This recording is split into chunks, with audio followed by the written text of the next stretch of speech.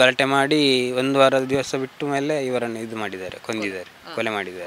ರಾಜೇಂದ್ರ ರೈ ಅಂತೇಳಿ ಬಟ್ಟೆಗೆ ಕಲ್ಲು ಉಂಟಲ್ಲ, ಆ ಕಲ್ಲನ್ನು ತಲೆಗೆ ಹಾಕಿದ್ದಾರೆ, ಅವರ ತಂದೆಯ ತಲೆಗೆ. ಅದು ಒಂದು ಸಾಧಾರಣ ನಾವು ನದಿಯಲ್ಲಿ ನೀರು ಹೋಗ್ತಲ್ಲ ಅದೇ ರೀತಿ ನೀರು ಹೋಗುವಾಗೆ ರಕ್ತ ಹರಿದು ಹೋಗಿದೆ. ಒಳಗೆ ಸಾಧಾರಣ ದಾರಿವರೆಗೆ ಹೋಗಿದೆ, ಒಳಗಿಂದ ದಾರಿವರೆಗೆ ಹೊರಗೆ.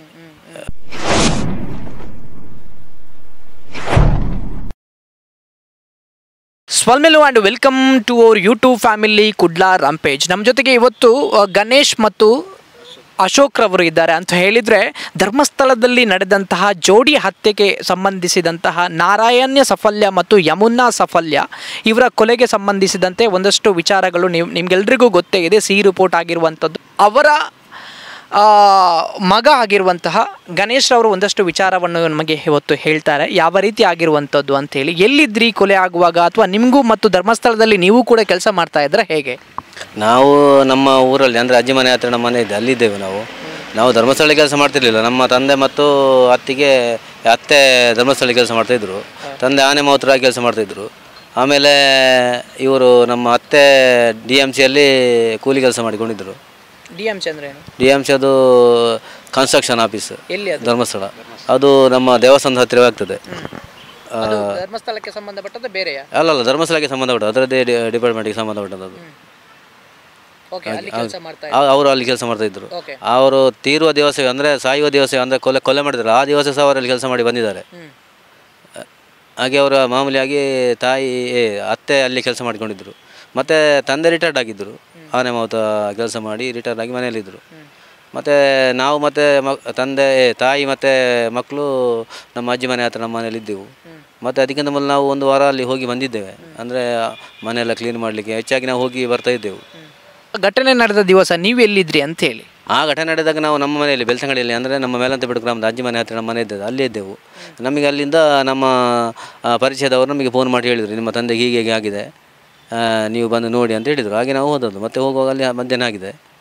ಮತ್ತು ನಾವು ರಾತ್ರಿ ಎಲ್ಲ ಅಲ್ಲಿ ವಿಚಾರ ಮಾಡಿ ತಿಳ್ಕೊಂಡು ಮತ್ತೆ ಪೋಸ್ಟ್ ಮಾಡಿಸ್ಲಿಕ್ಕಾಗಿ ಬಾಡಿಯನ್ನು ಗೌರ್ಮೆಂಟ್ ಆಸ್ಪತ್ರೆಗೆ ತಂದದ್ದು ಬೆಳ್ತಂಗಡಿಗೆ. ಈಗ ಧರ್ಮಸ್ಥಳದಲ್ಲಿ ಯಾರೆಲ್ಲ ಕೆಲಸ ಮಾಡ್ತಾ ಇದ್ರು? ನಿಮ್ಮ ತಂದೆ ಮತ್ತು ತಂಗಿ ಮಾತ್ರ ಕೆಲಸ ಮಾಡ್ತಾ ಇದ್ದ ಅಥವಾ ಬೇರೆ ಯಾರು ಮಾಡ್ತಾ ಇದ್ದ? ಅಲ್ಲ, ಅವರ ತಂದೆಯ ತಾಯಿ ಸಹ ಕೆಲಸ ಮಾಡ್ತಾಯಿದ್ರು, ಮತ್ತು ತಂದೆ ಕೆಲಸ ಮಾಡ್ತಾಯಿದ್ರು. ಆ ಫ್ಯಾಮಿಲಿ ಟೋಟಲ್ ಆಗಿ ಅಲ್ಲಿ ಕೆಲಸ ಮಾಡಿ ಅಲ್ಲಿಂದಲೇ ತಲೆಮಾರಿಂದ ಒಂದು 4-5 ತಲೆಮಾರಿಂದ ಅಲ್ಲೇ ಕೆಲಸ ಮಾಡಿಕೊಂಡಿದ್ರು. ಒಂದು ಸಾಧಾರಣ ಒಂದು 100 ವರ್ಷದಿಂದ ಹೇಳ್ಬೋದು. ಹೌದು, 100 ವರ್ಷದಿಂದ ಅಲ್ಲಿ ಕೆಲಸ ಮಾಡ್ತಾಯಿದ್ರು. ಹೌದು, ಶುವರ್ ಖಂಡಿತ. 100 ವರ್ಷ. ತಂದೆಯ ತಂದೆ ಅಲ್ಲಿ ಕೆಲಸ ಮಾಡಿಕೊಂಡಿದ್ರು. ಅಂದರೆ ಇವರ ತಂದೆ ಅಂದರೆ ವೀರೇಂದ್ರ ಹೆಗ್ಡೆ ಅವರ ತಂದೆ ಯಾರು ರತ್ನಮ್ಮ ಹೆಗ್ಡೆ ಅಂದರೆ ಯಾರು ಮಂಜು ಹೆಗ್ಡೆ, ಅವರಿಗಿಂತ ಮೊದಲು ಕೆಲಸ ಮಾಡಿಕೊಂಡಿದ್ರು ಅಲ್ಲಿ. ಹೌದು ಹೇಳ್ತಾ ಇದ್ರು. ಹೌದು. ಯಾಕೆಂದರೆ ಇವರ ತಂದೆ ಸಹ, ನನ್ನ ಅಜ್ಜ ಸಹ ಆನೆ ಮಾವುತರಾಗಿದ್ದವರು. ಮತ್ತು ಇವರು ನನ್ನ ತಂದೆಯ ತಾಯಿ ಸಹ ಆನೆಗೆ ಬೇಕಾದಂಥ ಆಹಾರ ಉಂಟಲ್ಲ ಅದನ್ನು ಸಹ ತಯಾರು ಮಾಡಿ ಕೊಡ್ತಾ ಇದ್ದವರು ಅವರು. ಅದಕ್ಕೆ ಯಾವಾಗ ಆನೆಗೆ ಬೇಕಾಗಿ ಇದೆಂತ ರೊಟ್ಟಿ ಎಲ್ಲ ಮಾಡಿ ಕೊಡ್ತಾರೆ ಆನೆಗೆ, ಅದನ್ನೆಲ್ಲ ಮಾಡಿಕೊಟ್ಟು ಅದೇ ಕೆಲಸವನ್ನು ಮಾಡಿಕೊಂಡಿದ್ದವರು ಅಲ್ಲಿ ಯಾರು ಅಜ್ಜಿ.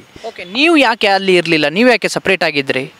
ನಾವು ಸಪ್ರೇಟ್ ಆಗಿ ಆಗಿರೋಂದರೆ ಇವರು ಬೆದರಿಕೆ ಆಗ್ತಾಯಿದ್ರು. ಯಾರಿಗೆ? ನನ್ನ ತಂದೆಗೆ, ನನ್ನ ತಂದೆ ಫ್ಯಾಮಿಲಿಗೆ. ಅಂದರೆ ನೀವು ಮನೆ ಬಿಟ್ಟು ಹೋಗಬೇಕಂತೇಳಿ ನನ್ನ ತಾಯಿಯಲ್ಲಿ ಮತ್ತು ತಂದೆಯಲ್ಲಿ ಬೆದರಿಕೆ ಆಗ್ತಿದ್ರು. ಹಾಗಾಗಿ ನನ್ನ ತಾಯಿಗೆ ಹೆದರಿಕೆ ಆಗಿ ಅವರು ಇಲ್ಲಿ ಮಕ್ಕಳನ್ನು ಸಹ ಬಿಟ್ಟು ಹೋದರೆ ಕಷ್ಟ ಅಂತೇಳಿ ಅವರು ತಾಯಿ ಮನೆಗೆ, ಅಂದರೆ ಅವರ ತಾಯಿ ಮನೆಗೆ, ನಮ್ಮ ಅಜ್ಜಿ ಮನೆಗೆ ಕರ್ಕೊಂಡು ಬರ್ತಾಯಿದ್ರು ಆಗಾಗ. ಮತ್ತು ಆಗಾಗ ಇವರು ತಂದೆಯನ್ನು ಮತ್ತು ಅತ್ತೆಯನ್ನು ನೋಡಲಿಕ್ಕೆ ಹೋಗ್ತಾಯಿದ್ರು, ಮತ್ತು ಮನೆಯನ್ನು ಕ್ಲೀನ್ ಮಾಡಲಿಕ್ಕೆಲ್ಲ ಹೋಗ್ತಾಯಿದ್ರು. ಮತ್ತು ನಾವು ಸಹ ರಜೆಯಲ್ಲಿರುವಾಗ ಒಮ್ಮೆ ಹೋಗಿ ಬರ್ತಾಯಿದ್ದೆವು. ಅಲ್ಲೇ ಸೆಟ್ಲ್ ಆಗುವ ಬಾರಿ ಕಷ್ಟ ಇತ್ತು, ಹಾಗಾಗಿ ನಾವು ಇಲ್ಲಿಗೆ ಬರ್ತಾಯಿದ್ದೆವು. ಹೆದರಿಕೆ ಇತ್ತು ನಮಗೆ ಹಾಗೆ. ಈಗ ಯಾತಕ್ಕೋಸ್ಕರ ಹೆದರಿಕೆ ಅಂತೇಳಿ? ಹೆದರಿಕೆ ಅಂದರೆ ನಮ್ಮ ಜಾಗ ಬಿಟ್ಟು ಕೊಡಬೇಕು, ಮತ್ತು ಅದು ನಮಗೆ ಬೇಕು, ಕೊಡದಿದ್ದರೆ ನಾವು ಬಿಡುವುದಿಲ್ಲ ಅಂತೇಳಿ ಹಾಗೆಲ್ಲ ಬೆದರಿಕೆ ಆಗ್ತಾಯಿದ್ರು ಅಂತೆ ತನ್ನ ತಂದೆಗೆ. ಅದು ನಾವು ಸಣ್ಣದಿರುವಾಗ, ಅಂದರೆ ತನ್ನ ತಂದೆ ಮತ್ತು ತಂದೆಯ ತಂದೆ ಇರುವಾಗ, ಅಂದರೆ ಅಜ್ಜಿಯಲ್ಲಿರುವಾಗ ಅವರಿಗೆ ಹೇಳ್ತಾ ಇದ್ರು. ಹೌದು, ಬಿಡಬೇಕು ಅಂತ. ಮತ್ತು ಇವರಿಗೆ ಸಹ ಅದನ್ನೇ ಹೇಳ್ತಾ ಇದ್ರು, ಬಿಡಬೇಕು ಅಂತ. ಅದು ಜಾಗ ನಿಮ್ಮದೇ ಹೇಗೆ? ಹೌದೌದು, ನಮ್ಮದೇ. ಹೌದು, ಧರ್ಮಸ್ಥಳದವರಲ್ಲ, ನಮ್ಮದೇ. ಅದು ತಲೆತಲಾಂತರದಿಂದ ಇದ್ದ ಜಾಗ ಅದು ನೋಡಿ. ಈಗ ಅದಕ್ಕೆ ಅವರು ಅಲ್ಲಿ ಬಿಲ್ಡಿಂಗ್ ಎಲ್ಲ ಕಟ್ಟಿದೆ ಅಂತೇಳಿ ನಮಗೆ ಬಿಟ್ಟು ಕೊಡಬೇಕು, ಅದು ನಮಗೆ ಬೇಕಂತ ಹೇಳೋದು, ನಮ್ಮ ಜಾಗ ಅಂತ ಹೇಳೋದು. ಹೌದು. ಅಲ್ಲ, ನಿಮ್ಮ ಹತ್ರ ಏನಾದರೂ ರೆಕಾರ್ಡ್ಸ್ ಇದೆಯಾ ಅದಕ್ಕೆ ಸಂಬಂಧಪಟ್ಟ ಹಾಗೆ? ರೆಕಾರ್ಡ್ ಉಂಟು, ಅದನ್ನು ರೆಕಾರ್ಡ್ನೆಲ್ಲ ಅವರು ಹೊತ್ತಿಸಿ ಹಾಕಿದ್ದಾರೆ. ರೆಕಾರ್ಡ್ ಎಲ್ಲ ಇತ್ತು, ಇದನ್ನು ನೋಡಲಿಕ್ಕೆ ಸಿಗೋದಿಲ್ಲ. ಈಗ ನಾವು ಸರ್ವೆ ಮಾಡ್ಲಿಕ್ಕೆ ನೋಡಿದ್ರು ಅದು ಎರರ್ ಬರ್ತಾ ಉಂಟು ಅಲ್ಲಿ, ಕಾಣುವುದಿಲ್ಲ ನಂಬರ್. ಹೌದು, ಹಾಗಾಗಿ ನಮಗೆ ಕಷ್ಟ ಆಗ್ತದೆ. ಮತ್ತು ಹಾಗಾಗಿ ನಾವು ಈಗ ಬೇಸರಾಗಿ ನಾವು ಮರು ತನಿಖೆ ಮಾಡಬೇಕು ಅದನ್ನು. ನಮ್ಮ ಅಲ್ಲ ಕರೆಕ್ಟ್. ಈಗ ರೆಕಾರ್ಡ್ಸ್ ನೋಡಿ ನಿಮ್ಮ ಹತ್ರ ಒತ್ತಿಸಿ ಹಾಕಿದ್ದಾರೆ ಮತ್ತೊಂದು ಮಗದೊಂದು ಅಂತೇಳಿ ಹೇಳ್ತಾ ಇದ್ದೀರಾ. ಸೊ ನಿಮ್ಮ ಹತ್ರ ಯಾವುದೇ ತುಂಡು ರೆಕಾರ್ಡ್ಸ್ ಇಲ್ವಾ ಈಗ ಅದಕ್ಕೆ ಸಂಬಂಧಪಟ್ಟ ಹಾಗೆ? ತುಂಬ ರೇಟ್ ಯಾವುದಿಲ್ಲ ಈಗ, ಯಾವುದಿಲ್ಲ. ಓಕೆ. ಅದನ್ನೆಲ್ಲ ಅದು ಜೆಲ್ಲಬಿಲ್ಲಿ ಮಾಡಿಕೊಂಡು ಇದ್ದದನ್ನೆಲ್ಲ ಹೊತ್ತಿಸಿ ಹಾಕಿದ್ದಾರೆ, ಬಿಸಾಡಿದ್ದಾರೆ. ಮತ್ತು ಕೊಲೆ ಮಾಡುವಾಗ ಎಲ್ಲರೂ ಎತ್ತಿಕೊಂಡು ಹೋಗಿದ್ದಾರೆ ಇವರೇ. ಈಗ ಹೇಳುವಾಗ ಬೇರೆಯವರು ಇದು ಮಾಡಿದ್ದಾರೆ, ಹೊರಗಿಂದ ಬಂದಿದ್ದಾರೆ, ಕಳ್ಳರು ಬಂದಿದ್ದಾರೆ ಅಂತ ಹೇಳ್ತಾರೆ. ನನಗೆ ಡೌಟ್ ಇರೋದು ಅಲ್ಲಿ ಆ ಗ್ರಾಮಕ್ಕೆ ಸಂಬಂಧಪಟ್ಟವರೇ ಮಾಡಿದ್ರು ಅಂತ ನಾನು ಹೇಳ್ತೇನೆ. ನೀವು ತಾಯಿ, ನೀವು 3 ಜನ ಮಕ್ಕಳು, ತಾಯಿ ಮತ್ತು ಸಪ್ರೇಟ್ ಆಗಿ ಹೋದ್ರಿ ಅಂತ ಹೇಳಿದ್ರೆ ಅವರು ತುಂಬ ಬೆದರಿಕೆ ಆಗ್ತಾ ಇದ್ರು, ಅದಕ್ಕೋಸ್ಕರ ನೀವು ಸಪ್ರೇಟ್ ಆಗಿ ಹೋದ್ರಿ ಅಂತೇಳಿ.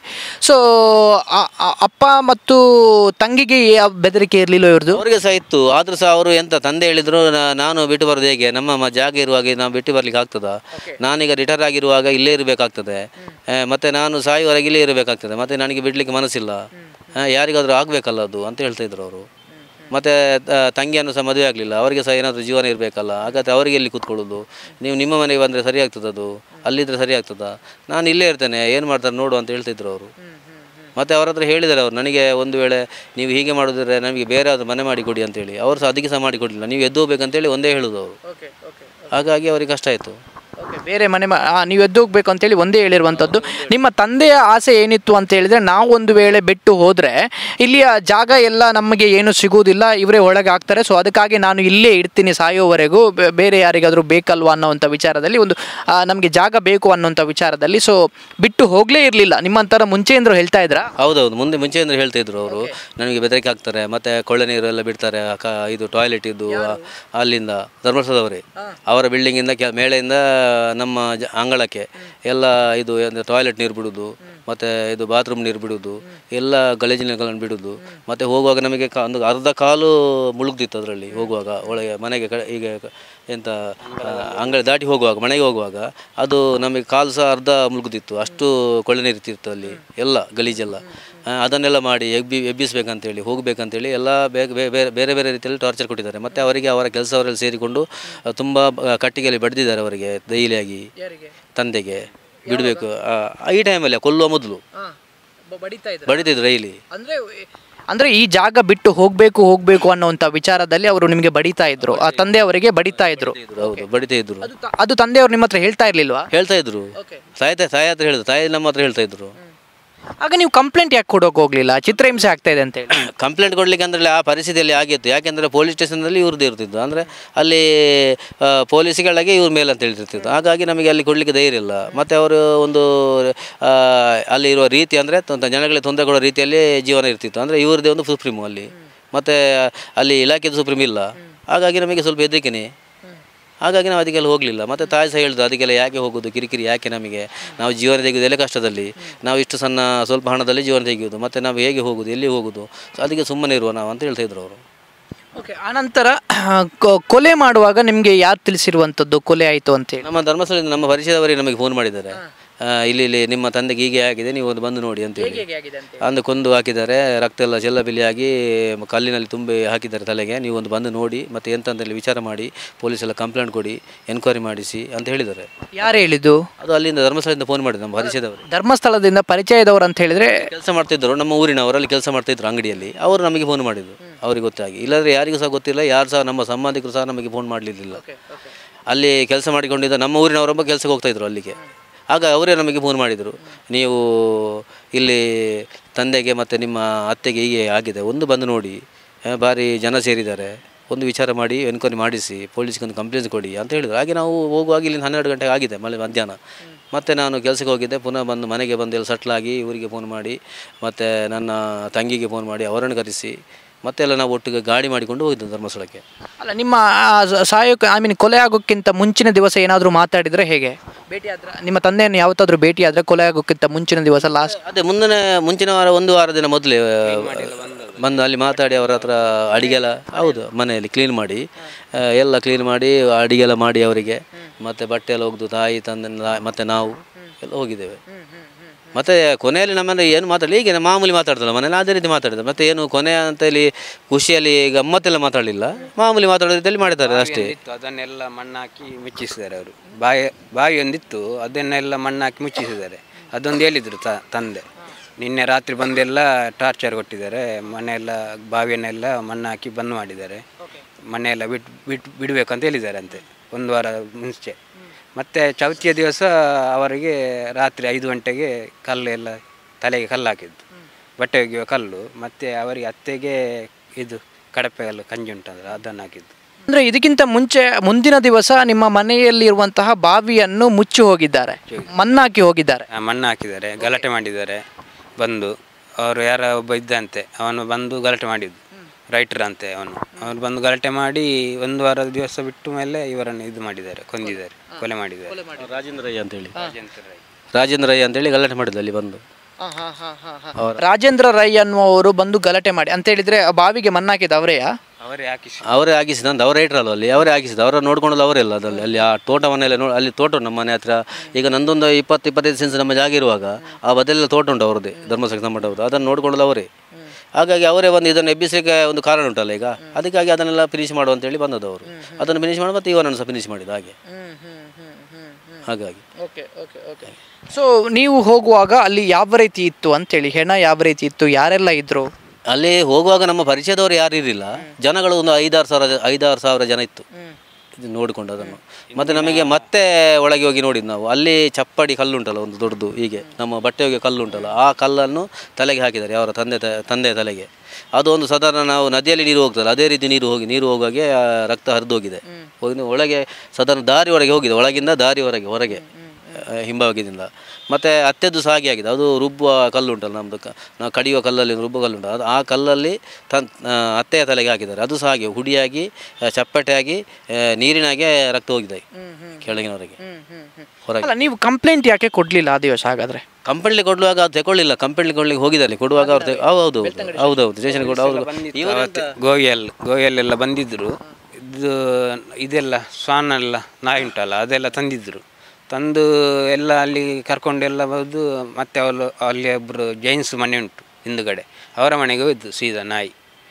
ಮತ್ತು ಅಲ್ಲಿ ಒಳಗೆ ಹೋಗುವಾಗ ಮತ್ತೆ ಅವರು ಎಂತ ಹೇಳಿದರೆ ಎಣ್ಣ ಸೀದಾ ಆಚೆ ಸೈಡ್ಗೆ ಹೋಯ್ತು, ಮತ್ತೆ ಪುನಃ ಇಲ್ಲಿಗೆ ಬಂತು.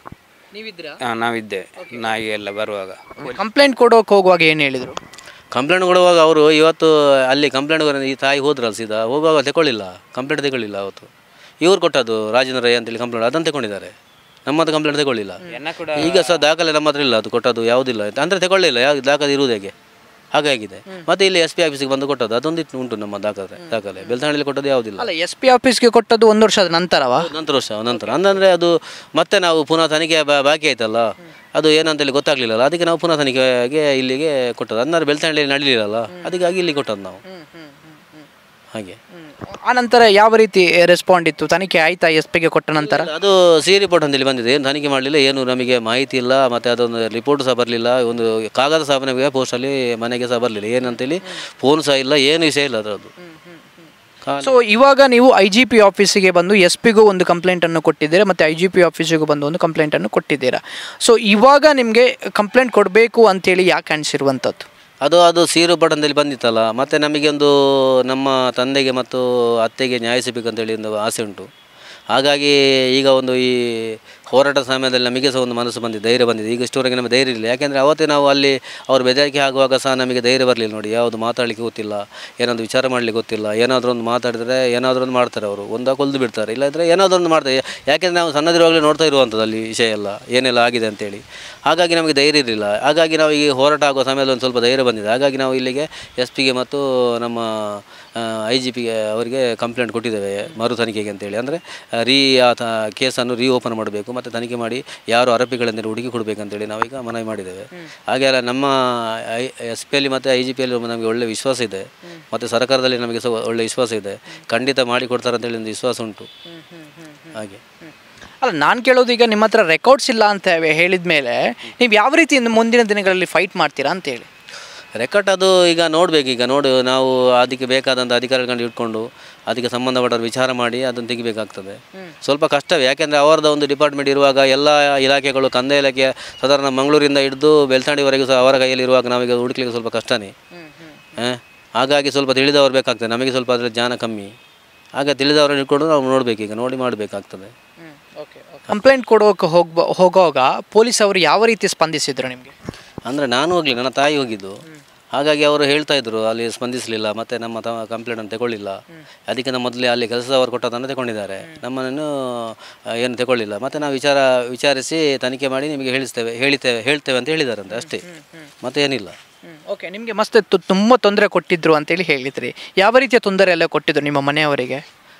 ಯಾರು ಅವರೆಲ್ಲ ಅಂದರೆ ಅದು ಎಂತ ನೀವು ಹೇಳಬೇಕು, ಮತ್ತು ಇಲ್ಲಿಂದ ಎದ್ದು ಹೋಗಬೇಕು, ಇಲ್ಲಿ ಇರಬಾರ್ದು, ಮತ್ತು ಅದು ನಮಗೆ ಬೇಕು, ಮತ್ತು ನಿಮಗೆ ಏನಾದರೂ ತೊಂದರೆ ನಾವು ಜವಾಬ್ದಾರಲ್ಲ ಅಂತೇಳಿ ನಮ್ಮ ಯಾರು ಈಗ ವೀರೇಂದ್ರ ಹೆಗ್ಡೆ ಅವರ ತಮ್ಮ ಇದ್ದಾರೆ ಹರ್ಷೇಂದ್ರ ಅವರು ಹೇಳ್ತಾ ಇದ್ದಾರೆ ಅಂತೇಳಿ ನಮ್ಮ ತಾಯಿ ಹೇಳಿದ್ದಾರೆ ನಮಗೆ. ಮತ್ತು ನಾನು ಹಾಗೆ ಮಾಡಿದೆ ಹೀಗೆ ಮಾಡಿದೆ ಅಂತ ಹೇಳಬಾರ್ದು, ಮತ್ತು ಏನಾದರೂ ತೊಂದರೆ ಹೆಚ್ಚು ಕಮ್ಮಿ ಆದರೆ ನಾನು ಜವಾಬ್ದಾರಲ್ಲ, ಹಾಗೆ ಹೀಗೆ ಅಂತ ಹೇಳ್ತಿದ್ರು ಅಂತ ಹೇಳ್ತಾ ಇದ್ದ ತಾಯಿ ನನ್ನ ಹತ್ರ. ಅಲ್ಲ, ಆ ಟೈಮಲ್ಲಿ ಪೊಲೀಸರು ಏನಾದರೂ ನಿಮ್ಮನ್ನು ಕರೆಸಿ ಸಹಿ ಏನಾದರೂ ಮಾಡಿಸಿದ್ರಾ? ಸಹಿ ಮಾಡಿದ್ದಾರೆ, ಒಂದು ಬುಕ್ಕಿಗೆ ಸೈನ್ ತಗೊಂಡಿದ್ದಾರೆ ನಮ್ದು ಎಲ್ಲರದ್ದು. ಯಾವುದು ಬುಕ್ ಅದು ಎಂತಂದ ಗೊತ್ತಿಲ್ಲ, ಅವರೊಂದು ಬುಕ್ ಇತ್ತು, ಅದರಲ್ಲಿ ಸೈನ್ ತಗೊಂಡಿದ್ದಾರೆ, ಮತ್ತೆ ಏನು ಹೇಳಲಿಲ್ಲ ಪೊಲೀಸರು. ಹೌದು, ಖಾಲಿ ಪೇಪರ್ ಒಂದು ಬುಕ್ಕಿನಾಗಿತ್ತು ಉದ್ದದ್ದು, ಅದಕ್ಕೆ. ಯಾರ್ದೆಲ್ಲ ಸಹಿ? ನಂದು ಎಲ್ಲರದ್ದು.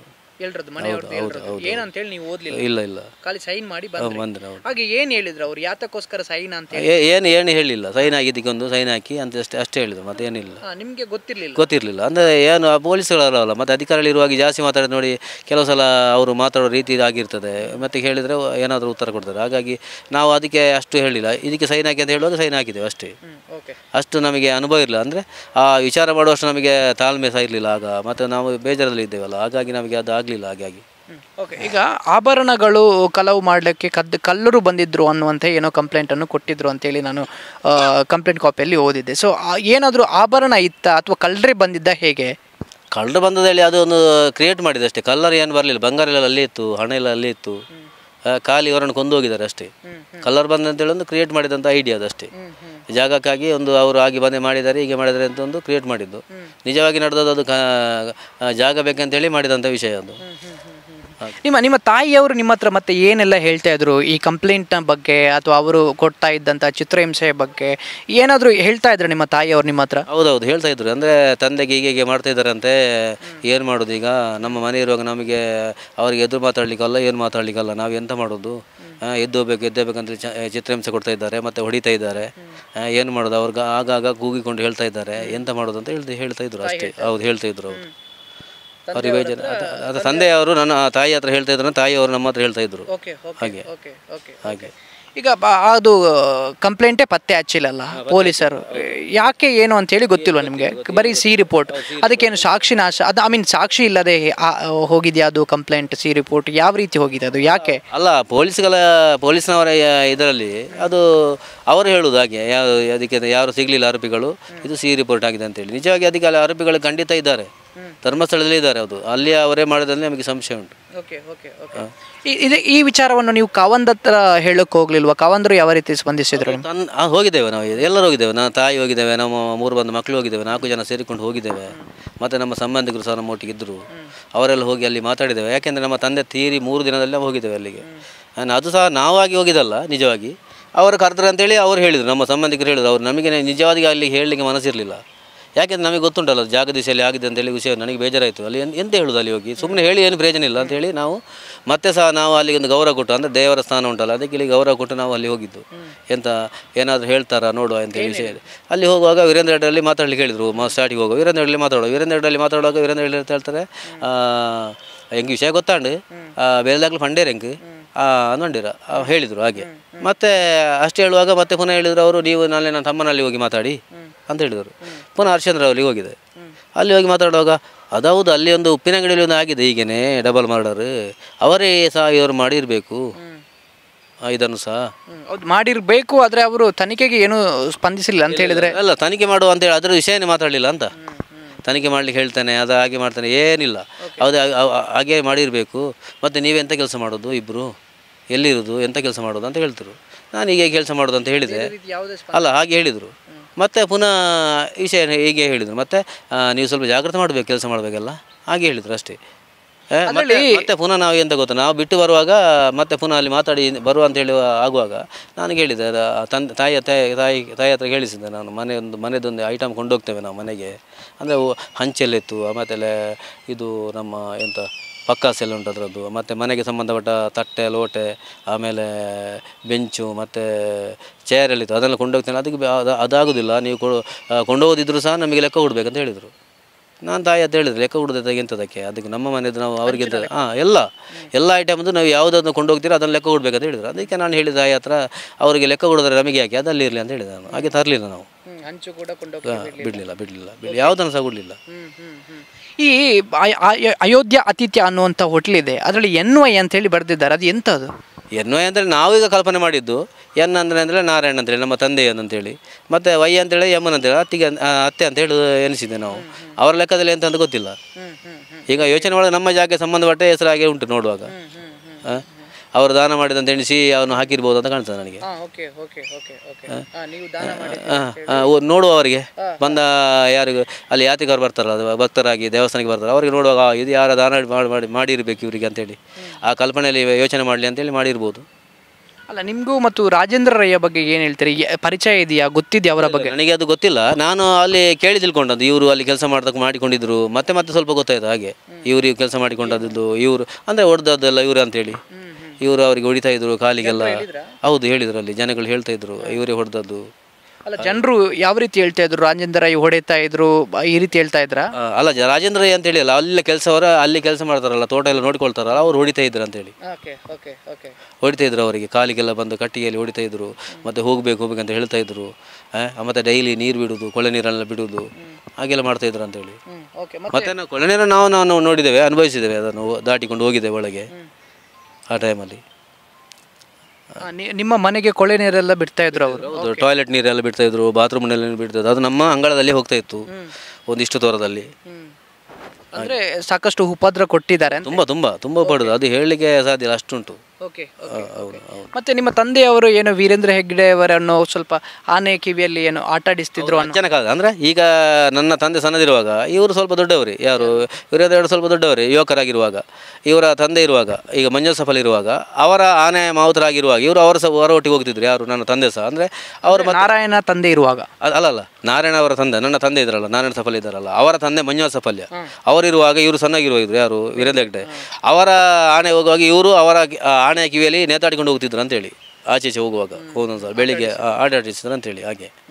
ಹಾಗೆಲ್ಲ ನೋಡ್ಕೊಂಡಿದ್ರು ಅವರು, ಹೇಳ್ತಾ ಇದ್ರು. ಹೌದು, ಹಾಗೆಲ್ಲ ಮಾಡ್ತಿದ್ರು. ಅದೇ ಅಂಥವ್ರು ಹೀಗೆ ಎಲ್ಲ ನಮಗೆ ತೊಂದರೆ ಆಯ್ತು ಅಂಥವರಿಂದಾಗಿ ಎಲ್ಲ ಕಷ್ಟ ಆಯ್ತಲ್ಲ ನಮಗೆ ಅಂತ ಹೇಳ್ತಿದ್ರು. ಈಗ ಮತ್ತೆ ಲಾಸ್ಟಿಗೆ ಹಾಗೆ.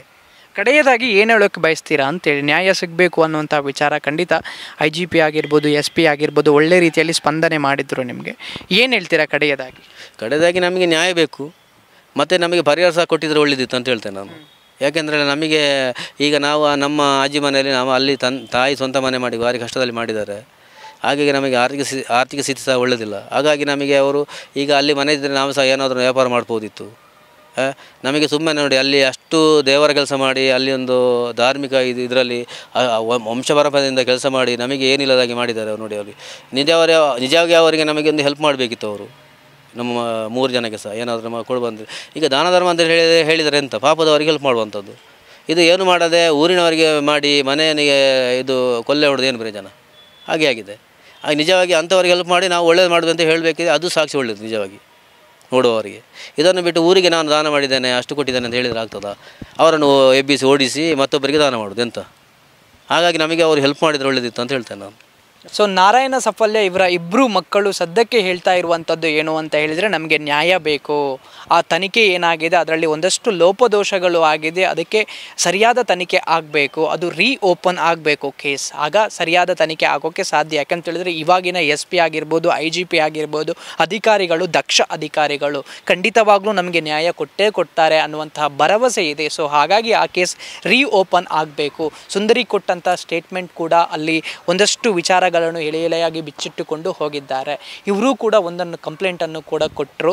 ಸೊ ಖಂಡಿತವಾಗ್ಲೂ ಭರವಸೆ ಇದೆ, ದಕ್ಷಿಣ ಕನ್ನಡ ಜಿಲ್ಲೆಯ ಅಧಿಕಾರಿಗಳು SP ಆಗಿರ್ಬೋದು, IGP ಅವರಾಗಿರ್ಬೋದು ದಕ್ಷ ಅಧಿಕಾರಿಗಳು ಆಗಿರೋದ್ರಿಂದ ಈ ಕೇಸನ್ನು ಓಪನ್ ಮಾಡ್ತಾರೆ ಅನ್ನುವಂಥದ್ದು.